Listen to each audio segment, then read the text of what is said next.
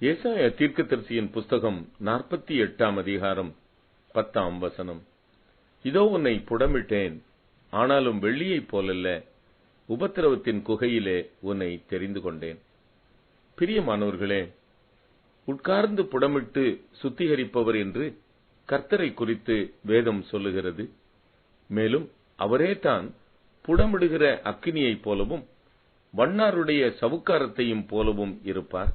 அவர் என்று சொல்லும்போது கர்த்தருடைய வார்த்தை. அப்படியென்றால் கர்த்தருடைய வார்த்தை நம்மை புடமிடுகிறது. யோசேப்பின் வாழ்க்கையின் ஒரு பகுதியை விவரிக்கும் போது கர்த்தர் சொன்ன வார்த்தை அல்லது அவருடைய திட்டம் அல்லது அவருடைய சித்தம் அல்லது அவருடைய பிரியம் நிறைவேறும் அளவும் அவருடைய வசனம் அவனை புடமிட்டது என்று சங்கீதம் 105:19 வாசிக்கிறோம். அவருடைய திவ்ய சுவாபங்களினால் அலங்கரிக்கப்படுவதுதான் புடமிடுகிறதின் முக்கியமான நோக்கம். ஆவியானவருடைய கனிகள் காணப்பட வேண்டும் என்கிறதற்குத்தான் புடமிடப்படுகிறோம். தேவனுடைய முக்கியமான சுவாபங்களாகிய நீடிய பொறுமையும் நம்பிக்கையும் உபத்திரவத்தின் மூலமாகத்தான் பெற்றுக்கொள்ள முடியுமாம். ஆகையினால் தான் கர்த்தர் ஒரு மனுஷனை சோதித்து அறியவும் புடமிடவும் உபத்திரவத்தை அனுப்புகிறார். உலகத்திலே உபத்திரவம் உண்டு என்றுதான் சொல்லுகிறார்.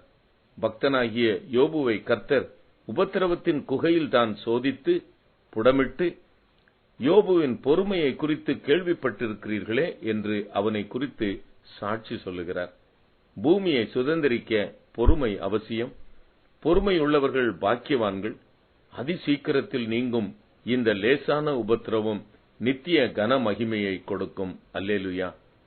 செபம். கர்த்தாவே, உபத்திரவப்பட்டவனின் உபத்திரவத்தை அற்பமாய் எண்ணாதவரே, உம்மில் பெலன் கொள்ள எங்களை ஆசீர்வதியும். ஆமேன்.